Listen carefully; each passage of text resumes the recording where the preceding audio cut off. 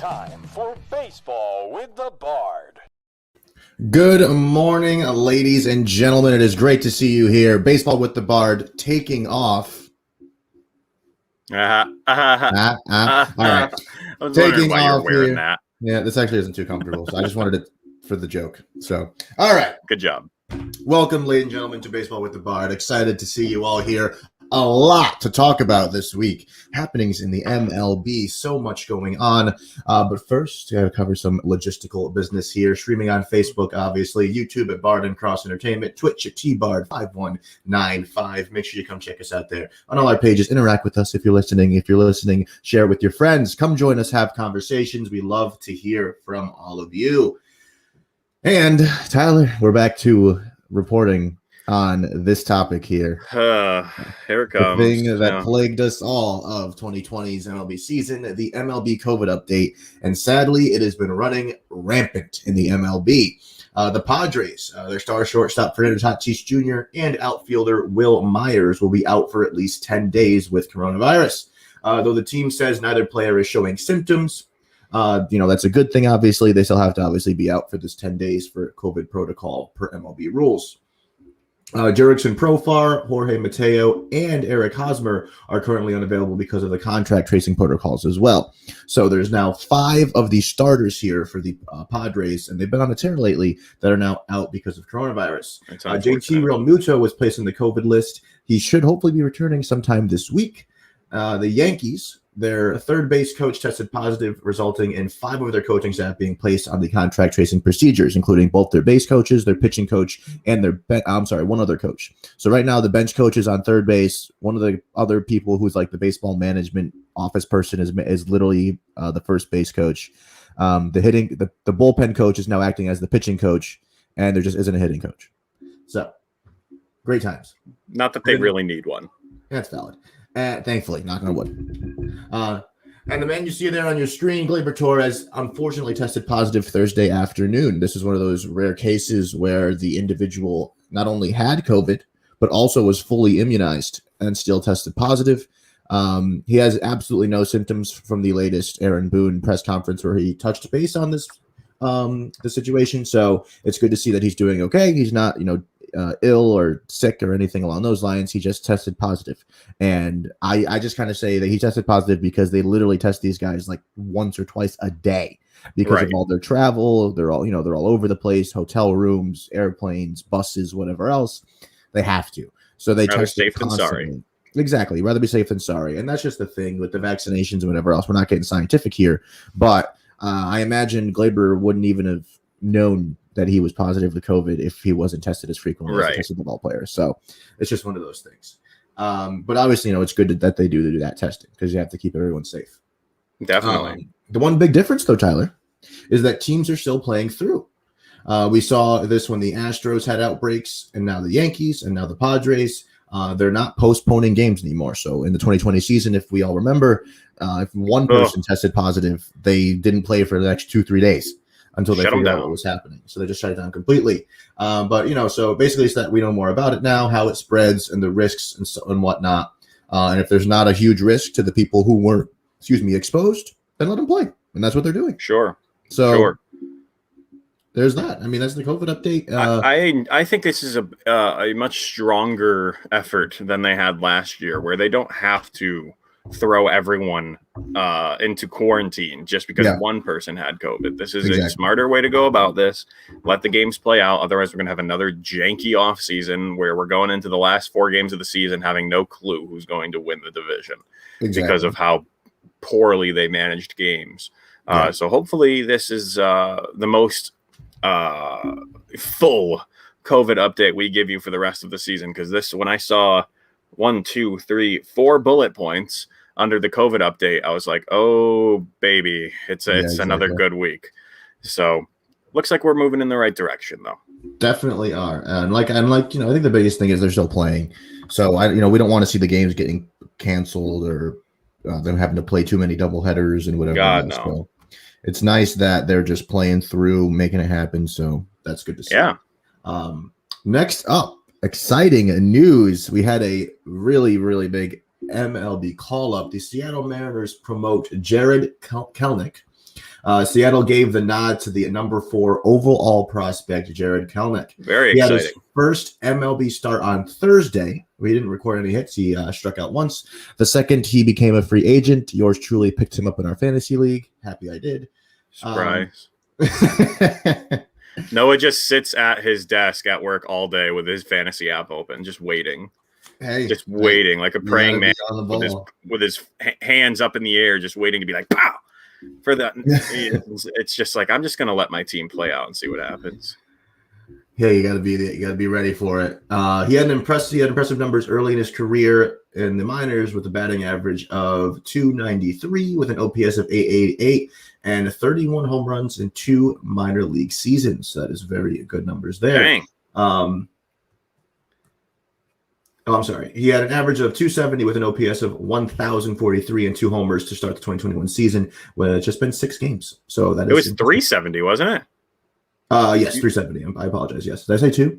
Yeah, you did. Okay, 370. Yeah, he's been raking, and I've been reading a lot about him and other pages too. You know, I've infiltrated the Houston Astros fan page and the Tampa Bay Rays fan page.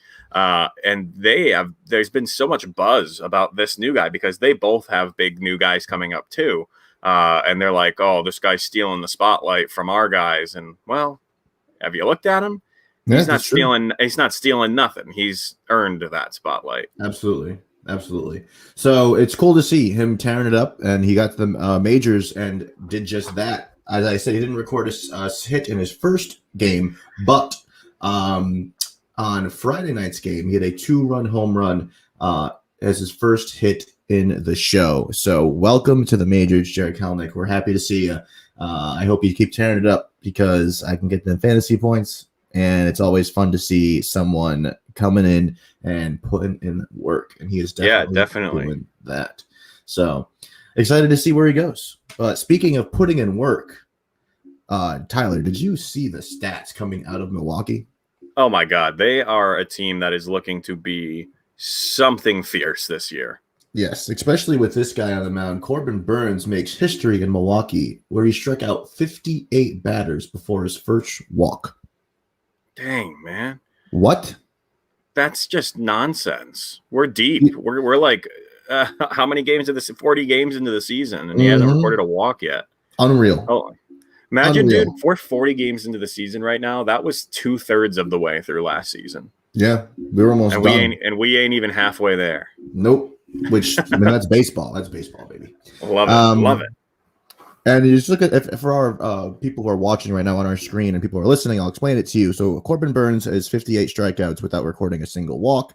Garrett Cole, he has an active streak going at the moment of 56 without a single walk. So, you know, Garrett Cole's going to make history, is what we're saying, folks. Is he starting tonight? No, he doesn't start until Monday. He's going to walk the first batter he faces. You shut your face. This is a good week because in fantasy, Garrett Cole starts for me twice this week. So whoever I'm facing, I'm sorry. And then Kurt Schilling in 2002 struck out 56 in a row without recording his first walk. So that is impressive. The Elias Sports Bureau has records back to 1893 when the mound was set at 60 feet 6 inches, and no one has ever started a season like this 26-year-old Brewers right-hander Corbin Burnes, who kept filling the strike zone in Milwaukee's 2-0 loss to the Cardinals on Thursday afternoon at American Family Field to break one all-time record for most strikeouts before a pitcher issues his first walk in a season, and another record for the most strikeouts without a walk in any stretch of the season. So that at any point in a season, ever, Corbin Burnes has recorded more strikeouts without allowing a walk. Ever. That's insane. Ever. Insane. Yeah. And you see the company he's with on that list? I mean, dear God, he's got some big, hefty names up there with him. So congratulations. That's a wild spot to be. So for that, the first stat was to start the season, right? This next stat was at any point in a season. So the last person to have as many strikeouts at any point in a season without allowing a walk was Kenley Jansen, who struck out 51 batters in 2017 before he walked a single batter. A closer. Yeah. Next on that list is Cardinals' Adam Wainwright, who had 35, who held the all-time record as for a starting pitcher before Burnes broke it in April 20th in San Diego. So absolutely unreal. It is. Corbin Burns, keep tearing it up and sign with the Yankees. No. You're not allowed. Hey, you are not allowed to have Corbin Burns. Listen, I'd be thrilled because the dude is dealing right now. So you already have too many nice things. We have a lot of nice things. You're not allowed to have more nice things. We're playing with our broken things and doing better. So we need nice things. All right. You do need nice things, but you can't afford nice things, sir. So that's rude.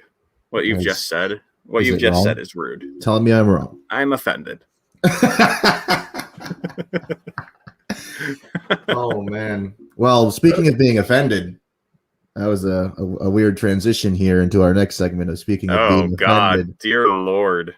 We're going to jump back into this Albert Pujols conversation here, folks. Now, Tyler and I were planning on actually doing this episode yesterday, and the headline would have been Pujols clears waivers, becomes free agent, and we were going to speculate as to where we think he would end up. I believe Tyler said the Cardinals at one point, and the Cardinals were in serious talks with Pujols for a little bit because that was his old team. You know, that's his homegrown place. And the announcement was made on Thursday. We were going to talk about how it was just odd, and there were so many players who were upset about it. And I'll save this part for the end. Pujols has a career average of 298 with 667 home runs and 2,112 RBIs. And the question mark was, will he be signed? Well, we have an answer. Do I have to put it up? I don't want to. Ladies and gentlemen, I can't believe I'm about to say this. The Los Angeles Dodgers have signed Albert Pujols for the rest of his MLB career, which is this season. I couldn't believe it. I was pulling into Stop and Shop's parking lot yesterday, and I got a notification from Bleacher Report telling me that the Dodgers signed Albert Pujols. I was shocked. I mean, all right, let's think about it this way. It makes Tyler's dogs are barking like crazy if you're hearing that, folks. So I apologize. I don't know what they're so mad about. No, I'm yelling at God for allowing this to happen. Oh, I see. Okay. Let's be serious though for a second. It makes sense because he already played on the Angels for literally almost ever. He already lives there. He's established. He's got a family and all that. They're only giving him $420,000 for the rest of the year, which is the minimum MLB contract. Like that's the least you can pay someone to play Major League Baseball. Okay. The best part about this deal is the Angels have to pay Pujols the rest of his $30 million contract. Now, I don't know how much is left on it because it was his last year. So it's not like there's a ton left, I guess. Oh, wait. Never mind. There's a ton left. Holy crap. Never mind. He's making $30 million a year. So, good Lord. They gave this man a big contract when they signed him. So, so never mind. It is a lot. The Angels owe Pujols $29,567,553 just to leave. Dear God. I mean, a lot of teams have done that. The Yankees did it with A-Rod. The Sox did it with... The Yankees are still paying A-Rod. Pablo Sandoval is still being paid by the Red Sox. Yep. I mean, do we have to bring up the Mets? I don't think we do. I don't think we have to bring up the Mets and their contracts. My uncle listens to the show. Anthony, it's all right. It's all right. We won't bring it up. We'll let it go. And the exact number that the Dodgers are paying Pujols is $432,447. I was really hoping it would be $420. That'd be amazing. But anyway, $420,000.69. Yes, that's Mr. Beast by the car for that. Nice. So Tyler, what do we think about the Dodgers signing Pujols? I mean, I will say that he was one of the reasons he was. Tyler just left the screen. That's what he feels because Tyler hates the Dodgers so much, but he respects Pujols, so it's a point of contention. Not anymore. One of the reasons Pujols wasn't happy in Anaheim was because they were using him off the bench. Like he wanted to be a starter, and he's good. I don't know. He wanted to be a starter. And that was, he was upset about that. But the Dodgers made it very, very clear to Pujols that he will not be obviously. I mean, look at that organization. That he will not be a starter. He'll be used off the bench. He'll be used when they can or when they need or whatever else. So, and he was fine with that, with the Dodgers though, and just not with the Angels. So, I don't know. It's gonna be. I mean, I guess if you're gonna live anywhere, I mean, he moved from Anaheim to Los Angeles, so What a crazy move of scenery. Like, oh man, I guess retirement was tough in Anaheim, but Los Angeles, though, that's fine. We'll be fine over there sitting on the what? You just wanted a World Series ring. Shut your face. We know why you're there. You just wanted to have some hardware on your finger. And I hope for the love of God the Dodgers don't win another World Series this year. Do you imagine you know what? If the Dodgers even make the World Series, I won't watch a single game. I'll watch all 7 of them. But I'm not going to watch a single game. Yeah. All right, Noah? Yeah. All right, Noah? Not one. All 7. Not one, though. Not a single one. Man. So, yeah, folks, the Dodgers signed Albert Pujols. We're as shocked as you are, and I don't understand it either. Where they're going to use him, I don't know. I am excited to see his first at bat in a Dodgers uniform. Watch him pop a dinger. It's going to be great.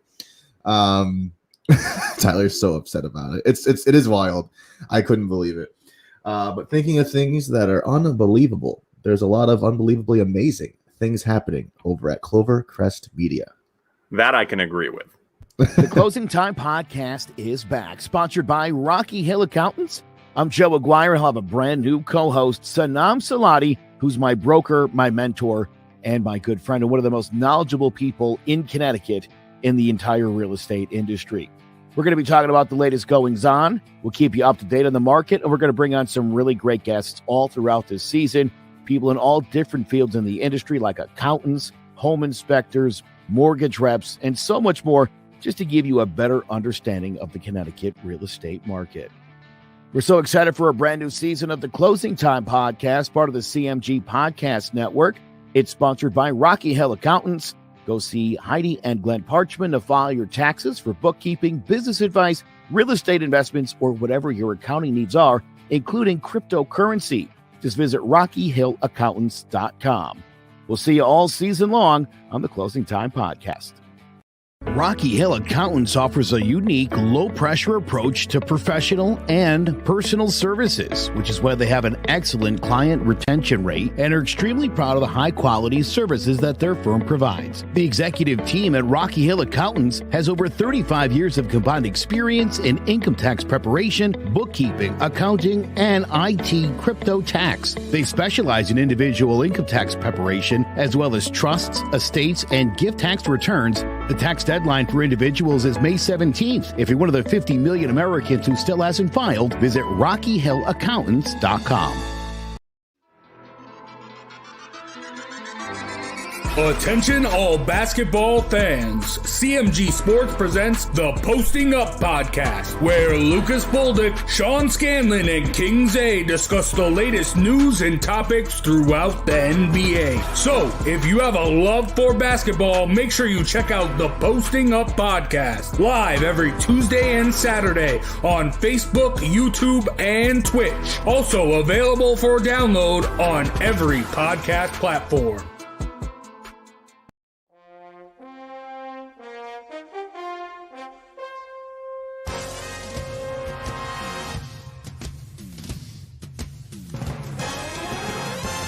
The Giants are running New York like the Times as Danny is dropping all sorts of dimes. Saquon's thighs are ruining defenses' lives and Leonard Williams making opposing QBs feel him. Receivers think it's scary to line up across James Bradbury, and the Giants have a bright future led by Coach Judge, Jury, and Executioner. Tune in to Drawing About the G-Men every Wednesday at 6, live on Facebook, YouTube, and Twitch. The Cross'em Wrestling Entertainment Podcast, presented by Clovercrest Media, is what you AEW fans have been looking for. Noah Cross and Tyler Bard give their take on every week's episode of Dynamite. If you are a massive AEW fan, then it is time to join us every Sunday at noon Eastern Standard Time. Stay Cross'em. Oh, Ray. This could still be a dub for you, though, if we pull this off, and I'm very high up. Rando fell too. Rando's out? Mm-hmm. Oh, I didn't see that either.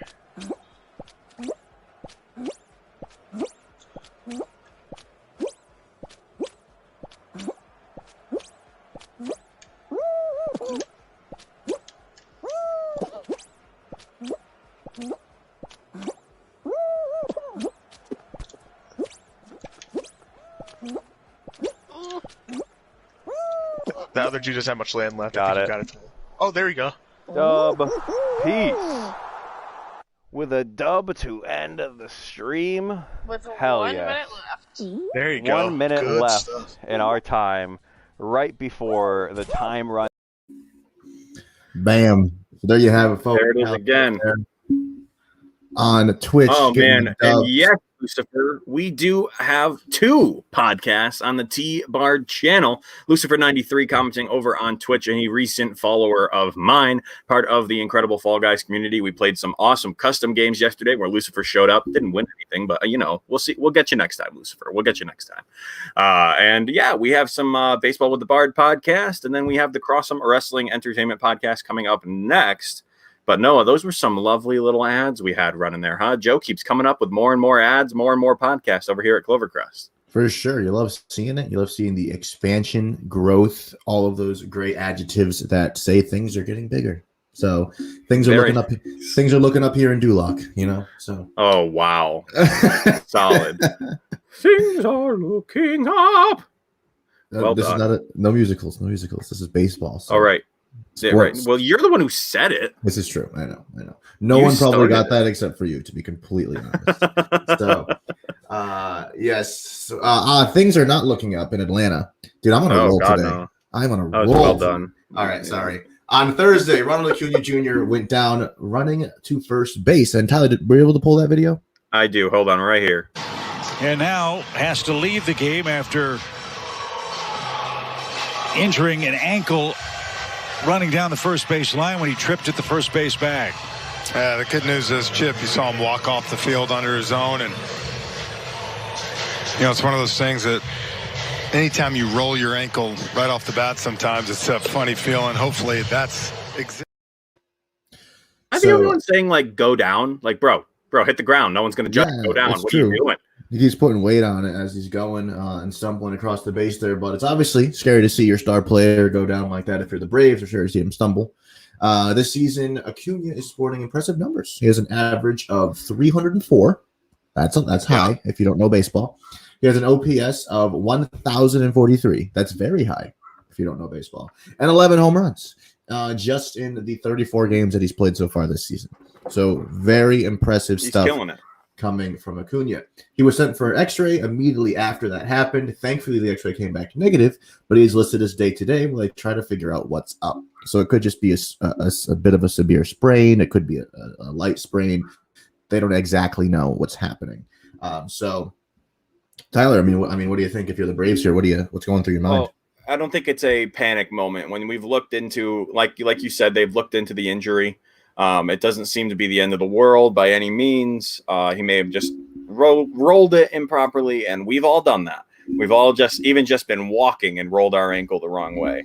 So it happens. I think he just should take a day, maybe 2 off, get back in there as a DH maybe, or just get into maybe a position where he doesn't have to play the field nearly as hard as he usually does, and just get in and see how his ankle's doing. Get some batting practice in, but I'm not very nervous. I think he'll be okay. Yeah, I agree. I think he'll be okay. I don't think it's going to hurt the Braves too much. No. I think the Braves will be doing just fine where they are. The Braves face the Brewers today at 2:10 for anyone who is interested in watching that. I know our good friend. Yeah, it should be a good game. Our good friend Drew's brother is a big Brewers fan. Excuse me. So yeah. Yeah, he loves him. He loves him some Kristen Yelich and some Jackie Bradley Jr. Absolutely. So go ahead and watch your boys there. I'm actually looking really quick to see if I can get the. All right. So the Braves are 19-20, and they're 2 games behind in third place in the NL East. So it goes Mets, which is amazing. Phillies. Well, the Mets have played significantly less games. So true. Like the Mets are 18. Actually, no, not really. That's pretty even. And the Braves are in third place with a record of 19-20. So, I mean, they could use their guy. So, I still have a lot of other guys. Freeman hit a tank shot of a home run yesterday. Yeah. So, he's cranking. So, they still have Morton. So, they're doing okay. And I agree. I don't think they should panic. You don't hit the panic button yet. But it's definitely something to be a little concerned about because you don't want that to get worse. So, speaking of things that have gotten worse, Oakland man, is looking to relocate their stadium. The Coliseum there that you see on your screen. Now, I'll be honest, I've never liked the Coliseum. No, I feel bad for Oakland. Dear God. They just can't keep a professional sports team there. It's embarrassing. Yeah. No, I'm going to let you talk about this for a moment while I go and shush the dog. I'll be back. You got it, sir. The Oakland Athletics Organization said Tuesday that they would, quote, be exploring the possibility of relocating. So, it's not exactly, it doesn't exactly mean they're going to move, but there's a chance that they could, and they're going to be looking into their options. They have played in Oakland since 1968.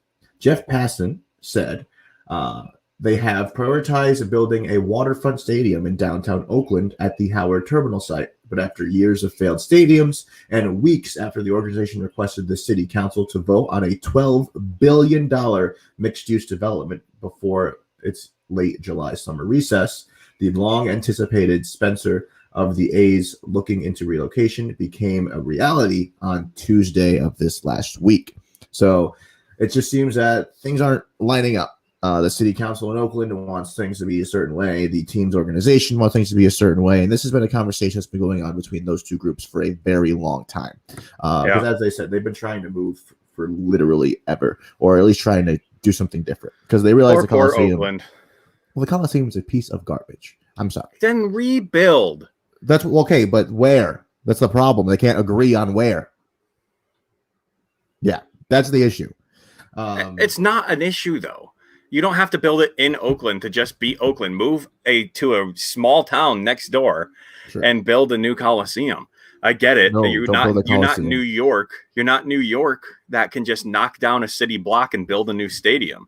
That doesn't happen everywhere. You can't do that in Boston. You can't do that in LA. Yeah. But if you move, Boston needs to do that. If you move, they'll never get rid of Fenway. Oh. Fenway ain't going nowhere.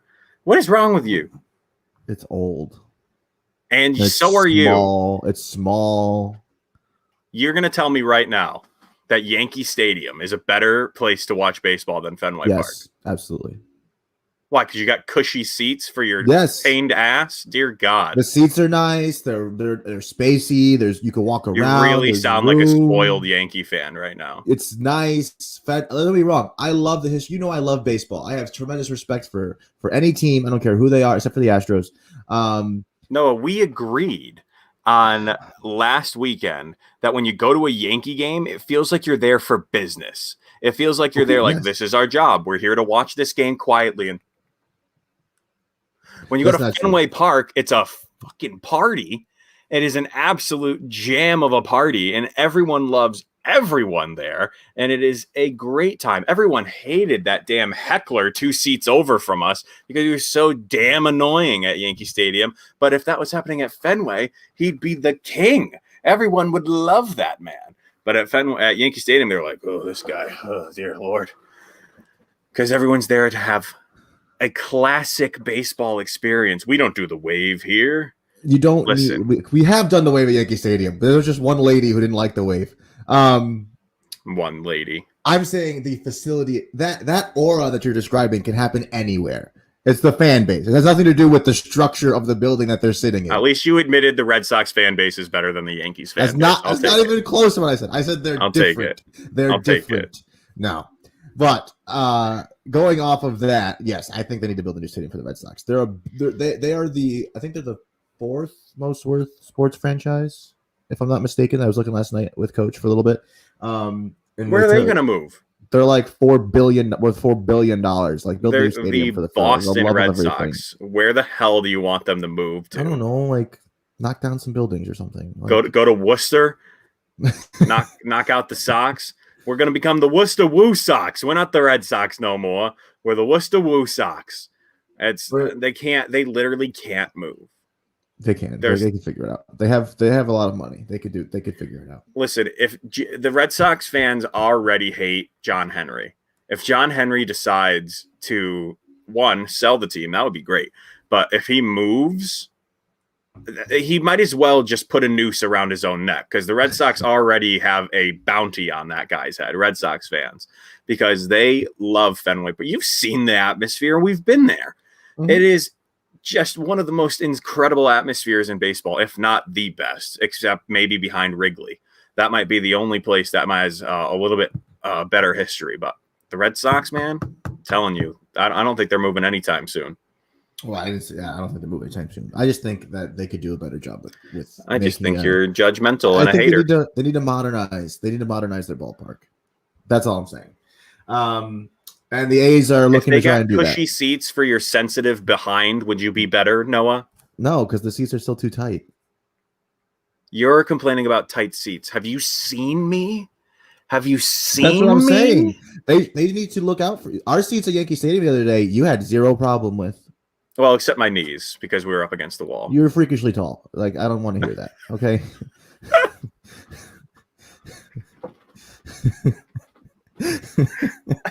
Rude. Oh, okay. Sorry. It was a compliment. All right. Anywho, back to sorry you had to hear mom and dad fight, everyone. God. Back to Oakland here. There's shit. Sorry. I clicked the wrong one. You're good. We're not even close to the Red. Oh, we're kind of close to the Red Sox. Right after this, we're gonna talk Dodgers. Don't forget.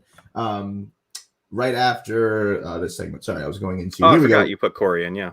Yeah, rumored locations for the possible move for Oakland. Now, all right, I'm gonna say this right now. There was a point in time where the Patriots were gonna move to Connecticut. Yeah. Okay. Okay. And no, there was. No, trust me, I know, but that was never gonna happen.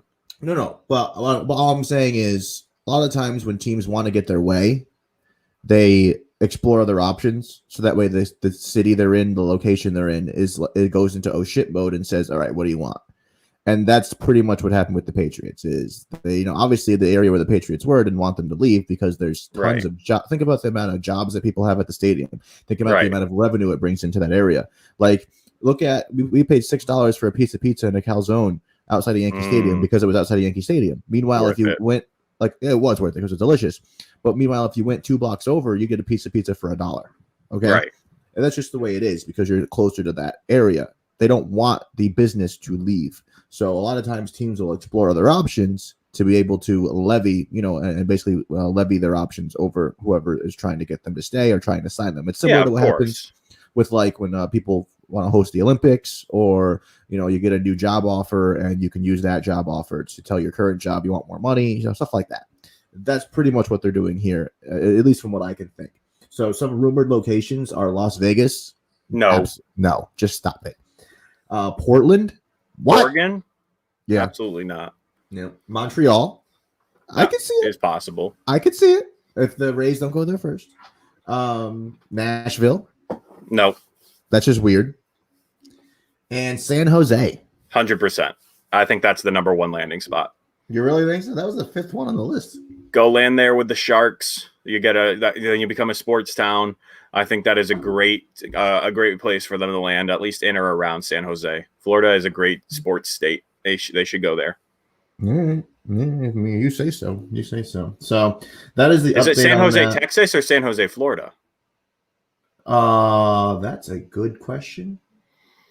Because if it's Texas, again, great sports state. Florida. I mean, they both already have 2 Major League Baseball teams. So they would be competing with a incredibly saturated sports market. I think San Jose, California. Oh, geez. Okay, so they're not even going to Texas. No. California. They're just going to move in California. Oh, they're so. Why do these places stay? I don't like that either. Yeah. San Jose, California. Yep. Again, it's California. It's already a very saturated sports market, so there would be a place for them in there. Nashville, Tennessee. That's stupid. I don't like that. I mean, they'd have to go with something like Elvis related, right? They'd have to be like the Nashville Rockers or something like that. They'd have. You think they change their name? Oh yeah. Absolutely not. They can't do that. The A's are like, there's so much history in that. But if the Red Sox moved, you don't think they'd change their fucking name? No. The Red Sox? Are you kidding me? They're not going to change their name. If they stay in Massachusetts, they keep their name. I think if they moved anywhere else, they'd change their name. Wait. But I don't know. Montreal would be cool, but the Rays seem to be the ones working out a deal there. So I think I'm down to the bottom two. Nashville, I mean, Las Vegas is possible. I just think it's really dumb because I don't think there's enough of a sports following in the middle of the fucking desert. Yeah. To have any sort of fans in attendance. They would have to build an enclosed stadium. Yeah, I agree. Honestly, the new stadiums are probably going to do that anyway, depending on where they are. But anywho, there's that. My prediction is that nothing happens. And they just stay there. Yep, that's my prediction. My prediction is nothing happens. And the A's play the Twins today at 2:10. I know we have a few A's fans who listen, so yeah, definitely. There's that. So A's we got Mr. My new manager at my job is an A's fan, so I know he's always listening in to see what's going on with his boys. So there you go, 2:10 p.m. Don't miss it, Twins. You don't want to miss the game unless you're already working. That's true. With that being said, let's hop over here as the 2020 World Series MVP Corey Seager has a broken right hand after being hit by a pitch last night in a game against the Marlins. He had an average this season of 265 with 4 home runs and an OPS of 783. So obviously very solid, and he is coming off of that World Series MVP status. The Dodgers are 22-17, which is third place in the NL West. Dear Lord. Tyler, the Dodgers are in third place. Fuck, good. Stay there. I hate you, Dodgers. I hope this is the 10-game losing streak that knocks you out of contention for the playoffs. Do you know who's in first place, Tyler? In the NL? Yeah, it's the Giants probably, right? Yep, NL West. The Giants are in first place, only by a half a game over the Padres, though. Yeah, Padres and Noah, we said it day one. This was going to be the most contested run. It is. And people I remember on our first episode, they're like, the Giants? What are we? I'm like, they're one of the youngest, most healthy athletic teams in the league right now, behind the Padres. So to see the Padres and Giants going toe to toe right now, yeah, that is the tightest race currently because the Padres are only half a game back, the Dodgers are only 1 game back. After that, though, the Diamondbacks and the Rockies, they're 5.5, and then the Rockies are 8.5 game back. Man, damn! Imagine being them. Man, it's been a lot of fun watching that division. I think we knew it was going to be that low. It's a shame to see someone like Corey Seager go down. It's a shame to see anyone go down. I shouldn't word it like that. To see anyone go down with an injury is shameful, but to see someone with the prowess and just the poise and the ability to just stand in and be a clutch player, someone like Seager really, really, really hurts. And I hate to see someone go down like him. So hopefully he gets back soon. Corey Seager, wish you the best of luck in your recovery, and hopefully by 2 months out, that should be healed up, right? 4 to 8 weeks, I would imagine. Yeah. And then he'll be back playing. Absolutely. But that's still a good amount of time. So with that being said, Tyler, it is now time for you to talk some Red Sox baseball. Oh, is it that time? Is it finally time for my boys, the Boston Red Sox, to come up on the screen? Even though I clicked them at the wrong point earlier in the show. The Sox are doing pretty dang well, Noah.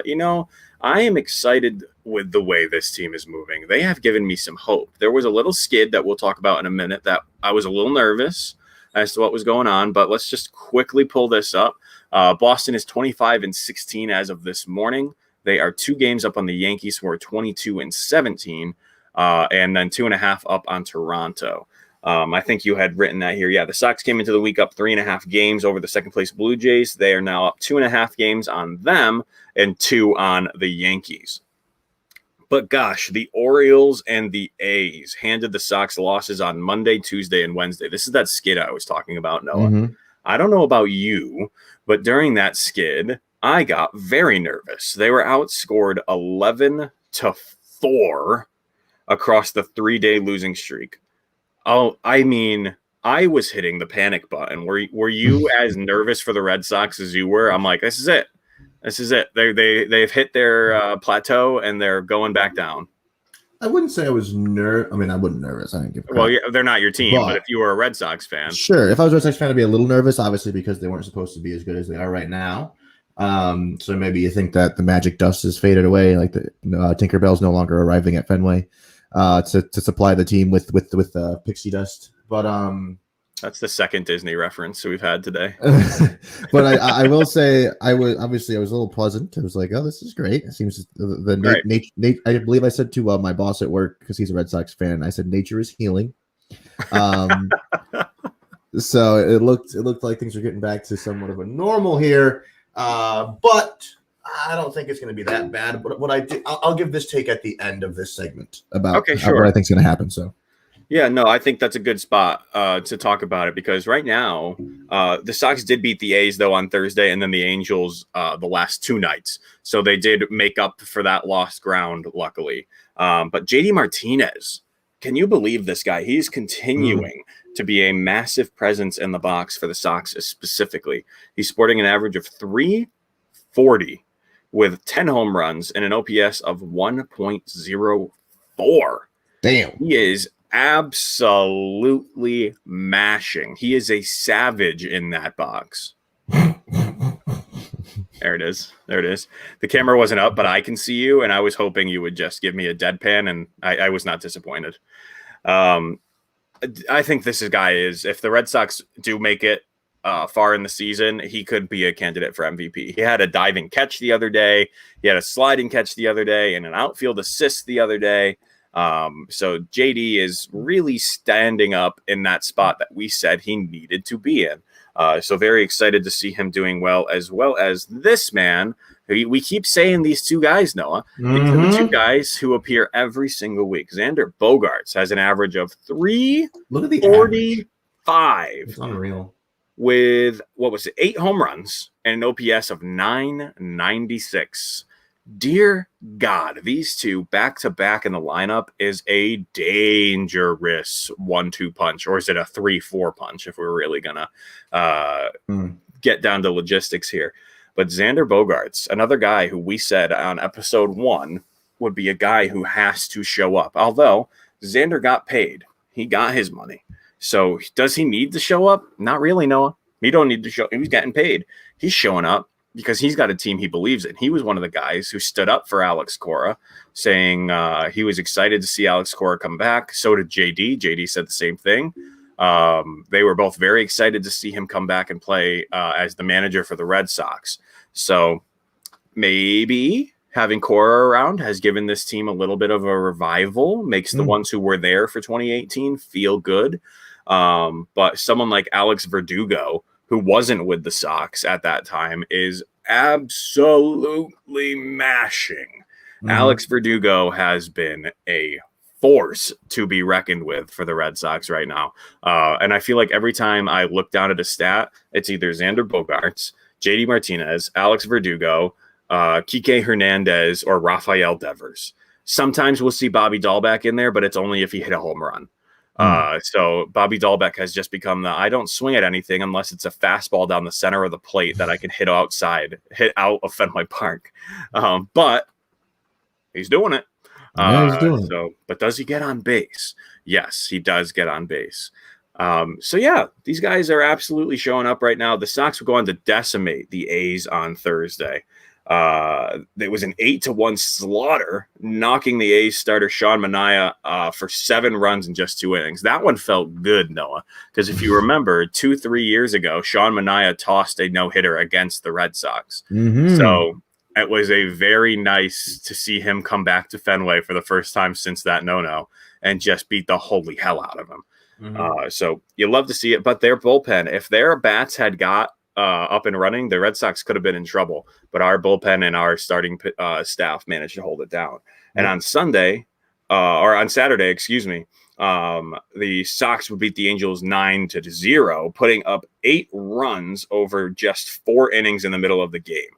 The Sox have definitely found their stride, and I personally am excited to see it. That's 4. That is a 4-win streak right now, and the Yankees, I think, had a 4. And then they lost a game, and now they're on 1 or 2. They've won in a row.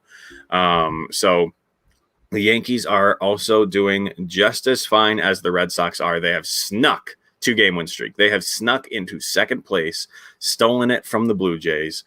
You know, this is a balance that if we looked back at 2018 would make sense. The balance looks exactly where it was back then.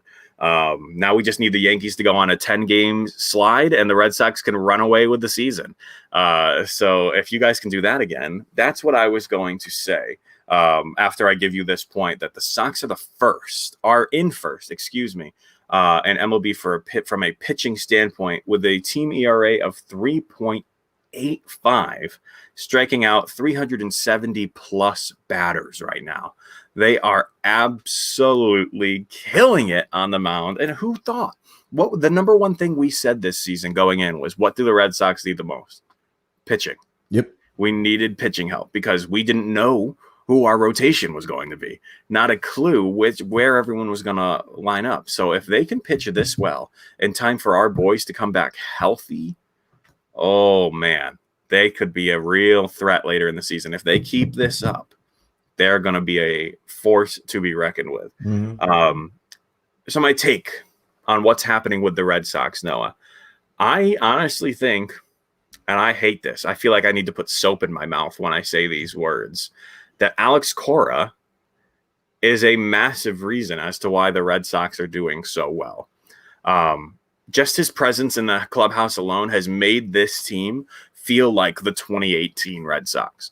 They're a band of brothers who are having a fantastic time out on the field. They have these games where they mash the hell out of the ball. They're playing incredibly well. The outfielders are diving for balls. We're doing headlong dives into second base. They're having just the time of their life. And I think Alex Cora is the cause of that. And then they have these games where they're just like out there lazy swinging. And it's those ones where it's after like 5 or 6 game win streaks. So they're like, we can afford a loss. They're the guys they're not looking for 100+ wins. They're just looking to go out there and win the division. And at this rate, if the Yankees can just have one more skid and the Red Sox can keep that little gap, I think they have a damn good chance of keeping that division all year. I know you're going to have something to say about that, so I will turn it over to you for your Yankees segment because they are starting to come back into the picture, Noah. Yes, they are. As we said here, the Yankees are now 22-17, so they've got a few more games to catch up to the Red Sox, who have played a couple more so far. The Yankees came back into this week 4 games behind the first place Sox, and now they're only 2 games back, so they are definitely tightening up their lead. The Yanks went on a tear, beating the Nationals on Saturday and Sunday. We were there on Sunday. And then the Rays on Tuesday. Oh, what a game, too. Great game on Sunday, last Sunday. Amazing. Then the Rays on Tuesday and Wednesday. They lost miserably to the Rays on Thursday, then beat the Orioles Friday and Saturday, outscoring the O's 13-6 in the 2 days. The Yankees have hit a bit of a stride, winning their last 7 games of their last 10, and I believe that's now 8 of their last 10, including last night's game. Luke Voit returned to the lineup on Wednesday, making his first appearance of the season. He is still looking, well, as of yesterday, he was still looking for his first hit when we were going to do this episode. But now, last night, he has his first hit and first RBI of the season. So it seems that Luke is coming in. He's coming in hard. Of course he is. Honestly, coming from a Red Sox fan, Luke Voit is in the top 3 first basemen in the league. And it's nice to see him come back healthy because then it's going to be just as nice to kick his ass in the postseason. So we're having our first matchup, I believe, in about 10 days. Yes. Yep. So it's coming, and we're going to get to see what the Red Sox and Yankees are capable of. This guy is absolutely going to play a part in it. Absolutely. Voit is back. I'm excited to see Voit back, especially because he was seeing the ball well and hitting it well last night. And let's not forget, he was the home run leader in 2020. So yeah, he has to get that first dinger, and it's going to be all uphill for Voit from there. Next up here, Aaron Judge. Oh, that's not Aaron Judge. Sorry about that.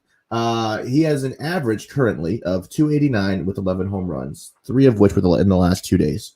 And he 2 home runs on Friday night after being in a bit of a slump. And his strikeout rate is still high. He's sporting a 27% strikeout rate. That is unacceptable. Aaron Judge has fallen into the Yankee trap of home run or bust. Home run or strikeout. And he's a big guy. He's a power hitter. That's what they do. He strikes out or any hits dingers.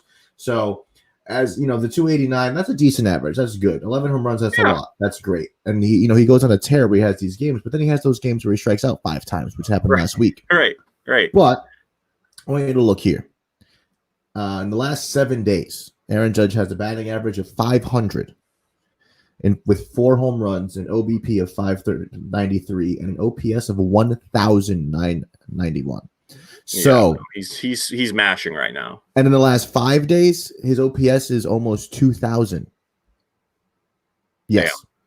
So Michael K went over that last night during the game. So sure, he has those streaks, and he just got off of that streak where he was doing literally terrible. Like I said, 5 strikeouts in the game last week. But now it seems he's in a stride. So is he going to be that streaky player? But the thing is, he's not that streaky player where it's like a 2 or 3 week span of a streak.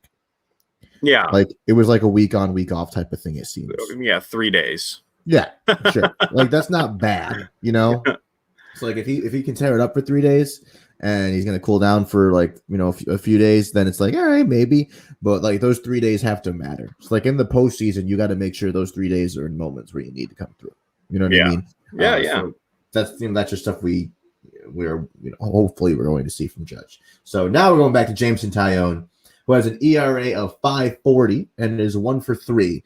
He had spurts of greatness striking out the side on Thursday, but he did not keep his team. He did not have keep your team in its stuff. He's been struggling a lot as of late. He gave up 4 runs in 4 innings, but did strike out 9 Rays. So, I mean, that's a high, 9 strikeouts. That's a lot. You see a guy with 9 Ks, usually you think they're going to, bring the team to victory, but he gave up 4 runs in 4 innings. He just hasn't had it this season. Corey Kluber is keeping his team in it. He gave up 4 yesterday, 1 more run than we would like, because Tyler and I always say 3 runs keeps your team in the game. But Gio Urshela saved the game with a 3-run blast to take the 5-4 lead. So Gio Urshela came in clutch. Kluber has an ERA of 3.48 with 41 Ks in 0.1 innings, and his record is 3-2. So he's averaging about a strikeout an inning. Next up here is Domingo Germán. He did great in his last 2 starts. He went 6 innings against the Nationals last Sunday, where Tyler and I were there. That was a good game. Allowing 2 runs, striking out 6, so definitely keeping his team in the game. And then his last start was last night, where he again went 6 innings and against the O's, allowing 1 run and striking out other 6 batters. So he's doing good. Germán is, believe it or not, that almost wasn't enough. That performance almost wasn't enough because Schwarber decided to hit a deep bomb to right field. A deep bomb, deep bomb. Second deck. Mm-hmm. But it's all right. Gleyber Day had something to say about it. Yes, he did. Gleyber Torres with the first home run of the season, right over my head. Right over our heads. Dear God, I had just come back from concessions, and I thought I was going to drop all my food. The whole place started jumping like it was nuts. It's like, no, please. This was expensive. It was, but it was delicious. We had they have a hibachi bowl, baby. Yeah, a hibachi steak bowl at a ballpark. Come on, that's delicious. I was skeptical because of the fact that it was at a ballpark, but it's also New York, so exactly. You're going to be getting good food.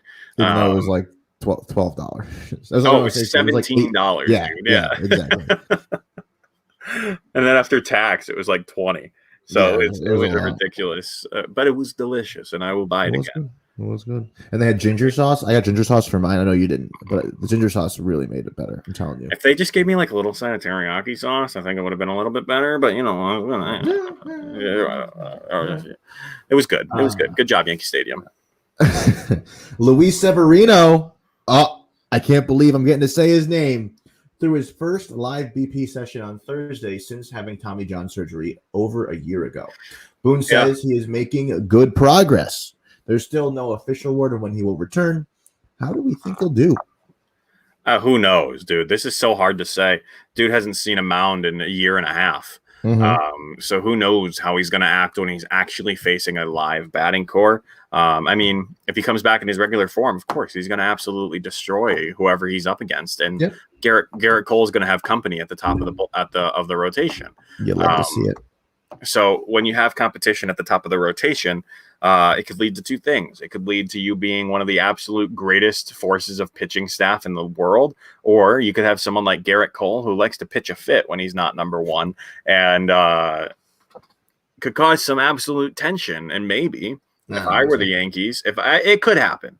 If I were the Yankees, if something like that were to happen, hypothetical out here, Garrett Cole's my guy, Luis Severino, boom, see you later. You're trade talent, and we'll get something in return for you. because I think both of them can probably be a little bit of a prima donna. And you know that this guy right here, Luis Severino, is going to come back and want his number one spot back. No way. Come on. Are you serious? No He's way. been your number one guy for 4 years. Yes, he's not anymore. Listen, I know you love Garrett Cole, but you are being very biased right now to say Luis Severino is not going to come back and want to be number one. Who wouldn't? Okay, I agree. I can say though, who would not want to be the number one starter? Sure. However, if you ask me, Severino knows he's not better. He's not going to be number one over Garrett Cole. If Garrett Cole wasn't there, yes, but he is, and Severino knows that. Severino wants to get back in New York, and I'll say this: I think they're going to work out great, and I think that they're going to be the 1-2 punch that really leads the Yankees to absolute decimation. And that's what I said. It's going to be one of two things. They're either going to be the most reckoned for, like, scary force in baseball in a long time, or there's going to be some drama in New York. Let's hope for the second one. Yeah, I don't think there'll be drama in New York. No. There's always drama in New York. Dear God. Speaking of the other guy we've mentioned, Garrett freaking Cole, baby. He has a 5-1 record, which the one is literally a game that the Yankees just said, "Oh, sorry, you're going to lose this." Scored one. 0 runs, right? Yeah, they helped him none in that one loss. So he's 5-1 with an ERA of 1.37. Only ERA better is DeGrom. 78 Ks in 52 innings. God dang! Unbelievable. On Wednesday, Cole pitched 8 strong innings of 0-run ball without giving up a walk and striking out 10 at the Trop against the Rays, which is why I have my Garrett Cole jersey on today, folks. Garrett Cole, baby, all right? Because Garrett Cole is absolutely killing it. And I said this to many people, dude, if we didn't have Garrett Cole, we would suck. Because that game that we won against the Rays on Thursday, I think it was, yeah. On Wednesday, Garrett Cole went 8 innings of no-run ball. The Yankees accumulated all of 1 earned run.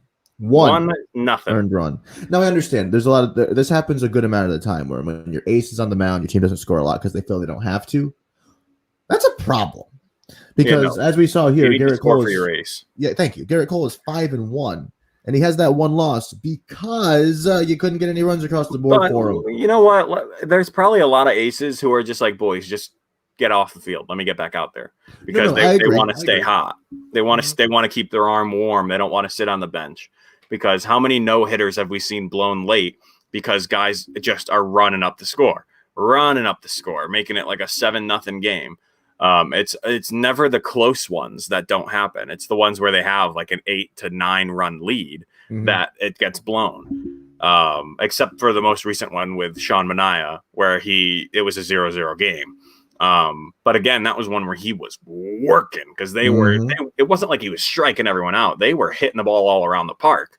But his defense was keeping him alive. But I don't know. The Yankees they've got me confused. Because it feels like there's something wrong with that. The atmosphere of the Yankee team is bizarre right now. It feels like there's, instead of a cohesive team, it feels like a competition within to be the guy. And in your batting and in your pitching, everyone wants to be the guy. And because Aaron Judge is holding on tight to his seating section at Yankee Stadium, but it's slowly falling out of his grasp. So someone needs to take it. And pitching, I mean, Garrett Cole has a firm grasp, but there's going to be a lot of guys who are going to be poking at his feet and trying to rip him off of his pedestal. And that's the vibe I get. It's not a fun, family-friendly, lovely group like you see in Boston. It is a group of guys who are there to win a championship.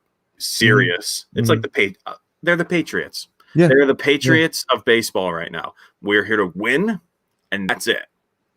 I don't know if it's going to work in baseball. It's a different – wait, what am I saying? It's the damn Yankees. They've been like that for 100 years. Ever. Yeah, they've been the team that just shows up, kicks ass, leaves. Yep. And who knows? Who knows? I could be just off my rocker here, but it's a different era of baseball where the title of this last era is let the kids play. And these boys feel like a bunch of old men who are fighting for superiority. And don't get me wrong. I will say that the Yankees are definitely championship a wins-driven team. It does seem in the last few weeks they are starting to have fun. Like we talked about last week, how even Aroldis Chapman cracked a smile after he recorded. That was so funny, you know. Yeah. But one thing that's crazy is, and I like this. So Michael K noticed this in the game. Garrett Cole's tremendous game on Wednesday. After he struck out the last batter in the 8th inning, when that was his last batter, he did the Aroldis Chapman stare. And Garrett Cole never does that. Garrett Cole is a strikeout and walk off the mound. Like he doesn't, no pop in circumstance, nothing. Yeah. But he stopped and stared in at the play, and I was like, "Ooh, all right, I like this. I like it." He's getting a little intense over here. Yes, so I think they are beginning to get to that point, and I think Garrett Cole is a guy who's really helping that, because Garrett Cole also, you'll see him, he talks to everybody. When he's starting, obviously he's in the zone, but when he's not starting, he's talking to the catcher, the pitcher, whoever else. Like if someone makes an error, he goes over and talks to him. So I think Cole's really trying to build the team in that sense, bring people together. Outside of the pitchers and batters, I think the biggest controversy going right now is who's your third baseman? Because dear God, we saw someone who we didn't think we were going to see in Miguel Andujar. Yeah, is it Gio Urshela? Is it Miguel Andujar? Who the hell is it going to be? I'm confused. Yep. Well, I have a last spot here, which is a good way to get into this. I have a Gio Urshela hot take. Noah's Gio Urshela hot take, folks. That man right there, Mr. Clutch himself. I think Gio Urshela is missing his calling, and not by no fault of his own. By no fault of his own, Gio Urshela missing his calling. If I had the say or the ability to do so, I would make Gio Urshela the New York Yankees starting shortstop. Gio Urshela has a tremendous glove, a tremendous arm. He has the versatility and the movement to be a shortstop. And even I brought this up to Tyler last Sunday at the game, and they were showing highlights up on the Jumbotron of Urshela's plays at shortstop that he did over the series before they went back to New York. Monstrous plays. Unbelievable, clutch plays. I like Gleyber Torres. Gleyber Torres is the second baseman. What I would do is I would put DJ LeMahieu at third. He is a third baseman. He's got a good glove. I would keep Voit at first, obviously. I would put Torres back at second, and I would put Gio Urshela as the New York Yankees starting shortstop. I think he has spurts of greatness. I think he has a clutch bat. He's not like this power hitter. He has those moments where he surprises you. He puts the ball in play, and I see little bit of Jeter in Gio Urshela. I do. I mean, his playability is amazing. His ability to recognize a play and turn it on his ass is insane. But it would mean that you're putting Miguel Andujar on the bench. Yeah, I would trade him and find something for him. Wow. I mean, I don't know if everyone would agree with that. I think everyone can agree that Gio is a better defensive player, but I think a lot of people want Miguel Andujar's bat back in the lineup. No, I don't need it. He hasn't been here for how long? No, I get it, but I don't know. I feel like there's a grab for him. When we went into that Yankees gift shop, there weren't any Gio Urshela jerseys, but there were Miguel Andujar jerseys. Sure. Well, because the Gio Urshela jerseys were sold out. Oh, is that why? But none of the Gleyber Torres or Judge ones or Stanton ones were, but the Gio Urshela ones were. Uh-oh. Did we lose Noah? Are we here? Hold on. Oh, there you are. There he is. He's back. He's back. Sorry, I just froze for a second, so I was just waiting for the internet to catch up with itself. No, you're good. You're good. But yeah, I don't know. There's that. That's what I would do with the infield. I do know, actually. I would put Gio Urshela at shortstop. I think he's just the guy to be there. He made tremendous plays there. He looks comfortable there. He looks comfortable anywhere he plays. I just think that's the better spot for him. And I will stay with it. I think if they took all of this strain off of Torres of him getting used to shortstop, he would hit better too. So there is that. No Gio Urshela hot take. That's all the happenings in baseball. Today's upcoming games. We'll see the Yankees play the Orioles at 1:05 p.m., which is going to be Jordan Montgomery versus, we don't know yet. John Means was supposed to start for the Orioles ace who just threw a no-hitter last week, but he has had a lot of strain. He threw that complete game last week, so they wanted him to skip a start. He'll start tomorrow instead, and I'll take it. Thank you, Orioles. Yeah, right. Thank God. The Red Sox are playing the Angels at 1:10. We'll have Nathan Eovaldi versus Jose Quintana. We had 8 runs last time, then 9. We're going for 10. Let's go, Going boys. for 10. We gotta keep moving up there, right? The Mets will take on the Rays at 110. We'll see Marcus Stroman versus Josh Fleming. And then we have the Dodgers versus Marlins at 410. And then the A's versus the Twins at 210, as noted before. Just a reminder, we're streaming on Facebook, YouTube at Bard and Cross Entertainment, and Twitch at TBard5195. And if you love podcasts, make sure you visit CloverCrestMedia.com for a wide selection of great shows covering sports, business, relationships, pop culture, politics, and true crime. There are 28 shows on the hashtag CMG Network. And if you don't find one you like, you can start one of your own. We can help you launch your podcast for as little as $15 per month. CloverCrestMedia.com is the website to visit. Make sure you check it out and tell your friends all about it. You can visit CloverCrestMedia.com and click on the link for the latest on your favorite CMG sports podcasts, as well as blogs, videos, and latest information. So with that being said, that was all the happenings in this week in the MLB. We are so excited. Love talking baseball. That's Tyler Bard. I'm Noah Cross, and this was Baseball with the Bard.